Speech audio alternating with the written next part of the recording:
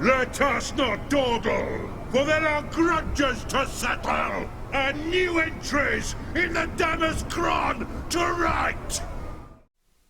Howdy, howdy, Stu here, and welcome to a game with the Dowie versus the Lizardmen featuring ShetlandApachee.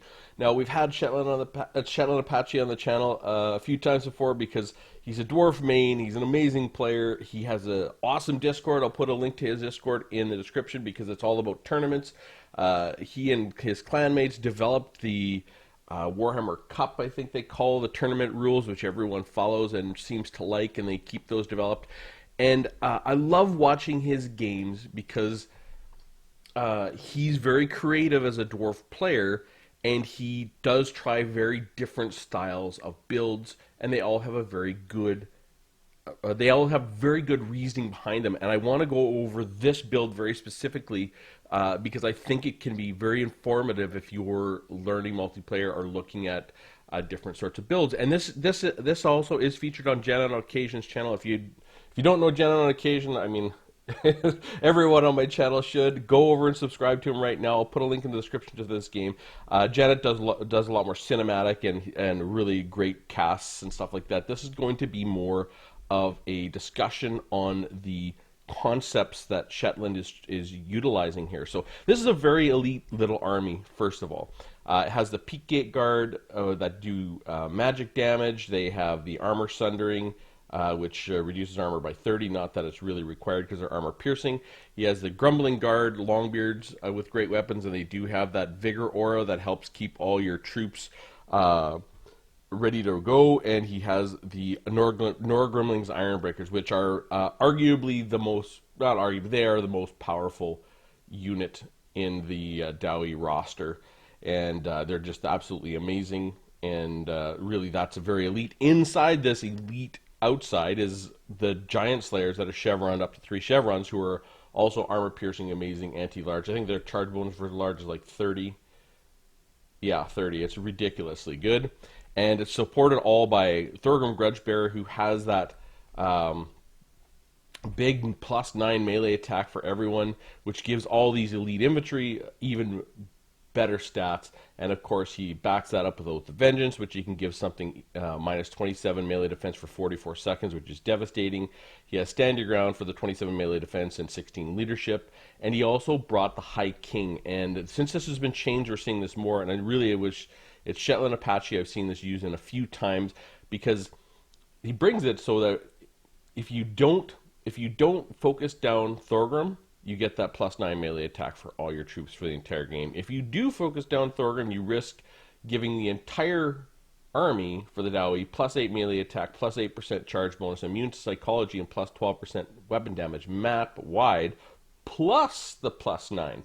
So it's really a 200 gold protection for someone to damage Thorgrim. So Thorgrim's essentially immune unless the enemy can absolutely get him to the side. And of course the Runesmiths both are the same load. They have Rune of Wrath and Rune for the 48% reduction in speed and damage to combatants for 18 seconds, but they also have the Rune of Negation, which is a 22% ward save.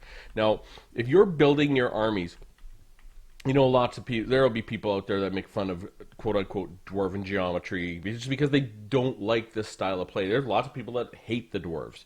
And, you know, they'll say, all right, like if there's one faction they hate more than any, it is the dwarves. The dwarves have a very defensive style of play. But it is a legitimate style of play for what the faction is, and it's one of the reasons I love the Dowie. And, you know, this is a legitimate way to play. This is a tournament legal build. And really, it's saying I'm going to protect this spot, and fortunately we have a little bit of terrain here to help and give me an area that I can keep all my troops buffed in. These, though, the way you need to build to make these work is you need to give the enemy army a reason to attack this, because if you don't, then they can use magic. They can use like this army has 4 skink cohorts with javelins.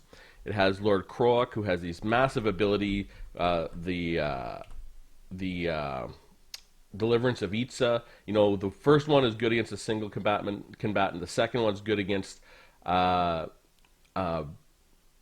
second one is good against infantry and stuff, and the third one is good against armored infantry. They'll just sit back and destroy you, right? If you don't give them a reason to come in, and that's why these gyrocopters are just a clever way to make this build work. I mean, they are armor-piercing anti-large. They're a good unit, but really they can cover the battlefield and kind of converge all on a troop if you let them. Like, let's say Lord Croak, for example, which forces the army into this defensive position. So you need to make this work. You can't just have your infantry sort of set up like this and then hope they will oblige and attack you. You have to give them a reason to come, and that's why the gyrocopters are there, and that's why these situations work. The other thing I really love about this game is it shows how rugged the Dawi are. You don't have to panic if you're getting attacked. So with this army, he does have the horned ones, which are really, really strong cav. They have 43 charge bonus. They are armor piercing. And of course, he does have the skink cohorts with javelins. In the main line, he has the red crested skinks. Now, this is before the nerf to the ancient salamander, which he has. But he has 5 red crested skinks, and he has a cohort of Kasotek red crested skinks who are unbreakable. He does have this ancient salamander, which does a ton of damage. And yeah, this is before this replay was before this ancient salamander was nerfed. It used to have 180. I know the stats right now show 160, but that's because I'm looking at an old replay. I'm trying to get through all my old replays now that I have a little bit of time. He has Krokgar on foot, and I think he has Swiftness of Itzel. Yeah, he has a Deadly Onslaught and Sacred Spawning of Chodel for the physical resistance and vigor. And he does have, of course, Lord Croak, and he has the Legion of Chakwa Saurus Spears, and they have 44% resistance to missile in a 40-meter radius that they can use 25 seconds for every 90. So we'll start this battle going, and you can see right away Shetland's just gonna look for places to get here, and right now he spots these guys are all by themselves, and right, they have 36 models. He just wants to get some shots off because these guys can kill models, which is the beauty of the gyrocopter. They have just enough. Well, they didn't kill a model here, but they have just enough to, I guess these guys have, well, I guess Lizardmen do have a ton of health. So they've got one model there. He's coming around to the edge. He just wants to find another place to go and kill some models. He's going after these guys. Now they have 34. Now this is saying, okay, Lizardmen, you are on a clock. You've got to get going. He's going to come in here. He's going to do a bombing run. No, he's coming in to shoot this. Now he's shooting the ancient salamander. So, bang. So he's got his targets, and this is what we talk about. My coach or worker boss talks about all the time is have a goal in mind. So he has a target, and he's shooting these guys down there now, down to 31 models. Now he's going to try and bring the javelins over here to deal with, but he can't deal with 4 gyrocopters. So here we go, bang on the ancient salamander again. Still, we've got these guys down to 30 models, and Shetland is, he's taking a little bit of damage here, but that's fine. Now he's getting a ton of damage in on the ancient salamander. These guys are just, they're not even running. So really, the Lizardman player is going to figure out here pretty quick that he has to get in. He can't just take his time and use his magic. He's going to get in. This ancient salamander does a ton of damage. He's got the Rune of Wrath and Rune on there, but you can see this ancient salamander is going to do a lot of damage.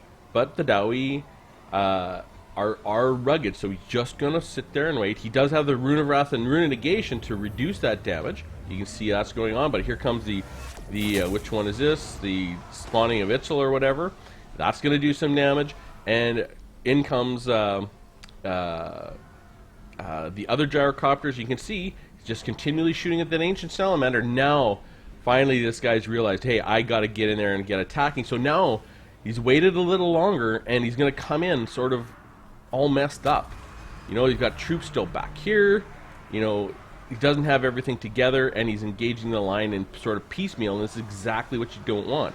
Got another Rune of Negation going on, and still focusing down this ancient salamander very hard, doing a great job here, and you can just see boom, boom, boom.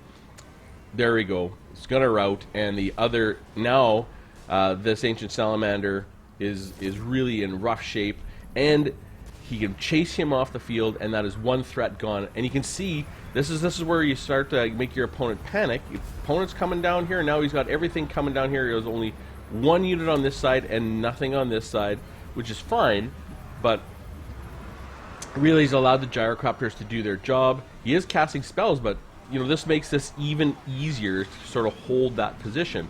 Now he's got everything on Lord Croak. Now Croak has a good missile resistance. I think he has like something really solid on here. Yeah, 40% missile resistance.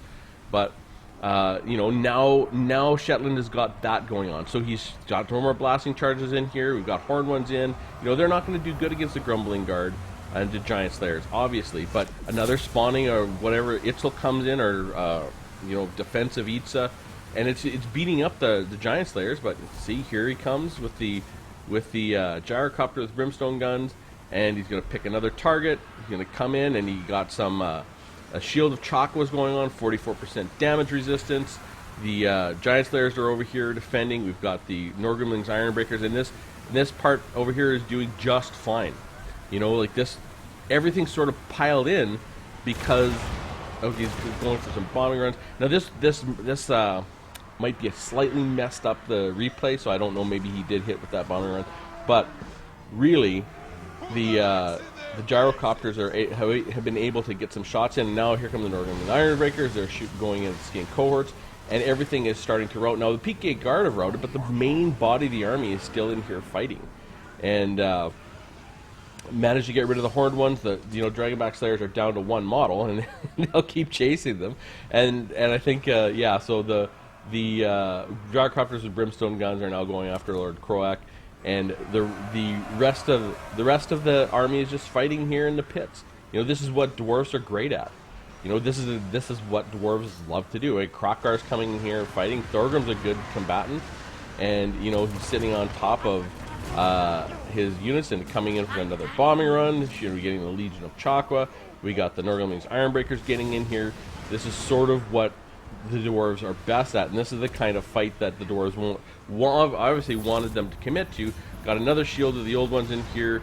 The Norgrimling Ironbreakers are still shooting more. He's kept his skink cohort with javelins sort of out of the fight because he wants to get some shots, but who's he going to shoot at? Shetland has kept his gyrocopters healthy, and now he's shooting in at Kroakgar, coming in for a charge. Really just trying to manage his leadership, and he's going to pass back out.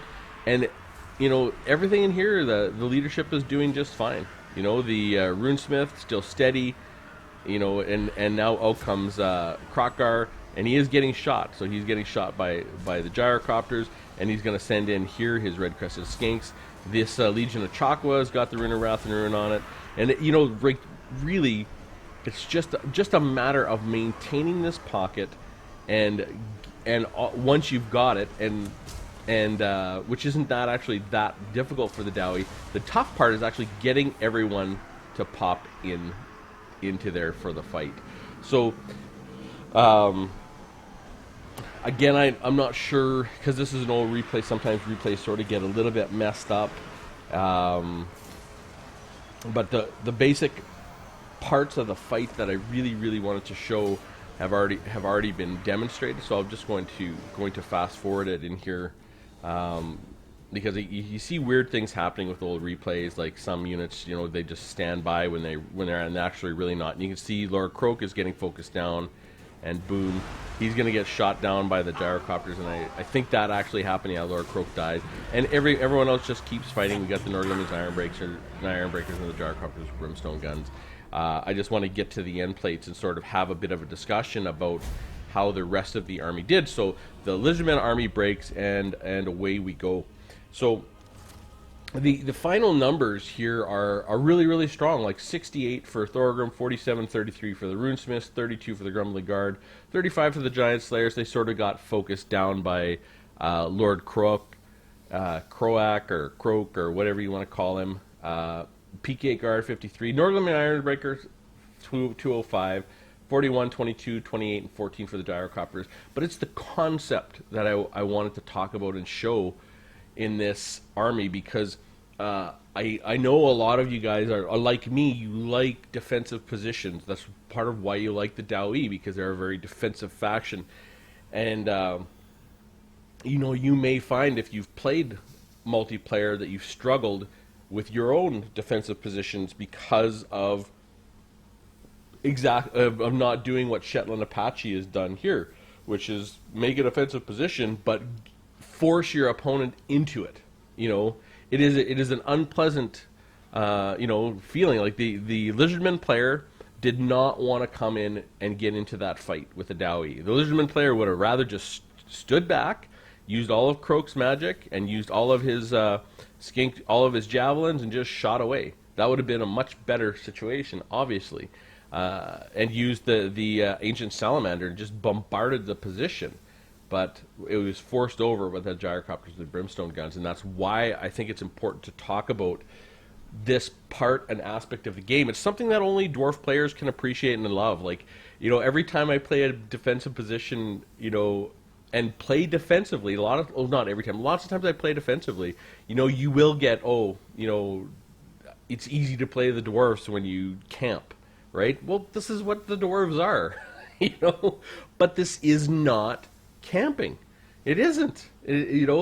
He's like, if it was just infantry, and you literally got to the absolute corner of the white lines, and you literally corner camped, and you had no reason for the enemy to actually come to you, like you had no cannons or anything, it was just all infantry, like, I'm sure as the Dowie you could probably, it'd be pretty tough to beat if you played the Dowie all infantry, and even if your opponents had good artillery, you just literally got to the white line, had high leadership infantry, and had high leadership units adding leadership. I don't know how other factions would beat that, to be perfectly honest, because you could defend the white lines pretty hard, but that's not what this is. This is using the strengths of the Dowie, which are awesome in defense, and forcing them in with something other than cannons, which is actually, you can do this with cannons as well, or grudge throwers or other artillery, but the gyrocopters in this case worked really good. And it is a very different build versus the Lizardmen, which I really like as well. If you've paid attention, you can see Umaze, myself, A-Move Hacker are all converging on very similar builds, Lizardman builds, and really then you see this build by ShetlandApachee, which is completely different, and that's why I love his games, because they're very creative and they give you different ideas to think about in terms of how to play the Dowie, which is part of the fun of watching his games. Very specifically, he's like the rogue Dowie coming up with new ideas all the time. Shame on you, Shetland. You should keep the same idea for at least 300 years before you think about a new idea. So, anyways, I'd love to hear from you in the comments. I ask for comments all the time because that's my favorite part about doing this. This matchup specifically, have you used this technique in that you try to create this defensive position and then use gyrocopters to pull them in? What do you think of the builds in general? I think this is one of the reasons why my builds, where I've added sort of the Umaze concept of one gyrocopter only, have been so strong, because the gyrocopter just puts in immediate and intense pressure on the opponent. I don't know why. I know the feeling of being attacked. And, if you're feeling your army's being attacked, you always just want to go and attack. And this is one of the things my coach, Aurora Boss, has said. Listen, the Dowie are tough. They can take a few shots. You don't have to rush. Take your time, get the surround that you want, and then attack as a full unit rather than throwing your units in. Don't give anything away for free. That doesn't mean you want to sit there and take artillery shots if you don't have to. But the idea is that the Dowie are very tough, and the gyrocopters, for the opponent, if you're getting shot up by a gyrocopter, if your highest value unit, i.e. say the horn ones here, are getting shot up by gyrocopters, and your salamander, like, those are two of the highest values. I think horn ones are 1400 and the ancient salamander is like 1250 or something. Krokar might be worth a little more and Croak might be worth a little more, but really two of your highest value units that you see them lose health, internally, I don't want to say panic, but you are rushed into making bad decisions. And you can see the Lizardmen player really started throwing his troops in, and he got 7 troops, like almost all of the red crested skinks in on one face of the Dowie army, and there were 3 faces. He had 1 unit to the back, and then cavalry to the back, and nothing to where the Norgaming's Ironbreakers are.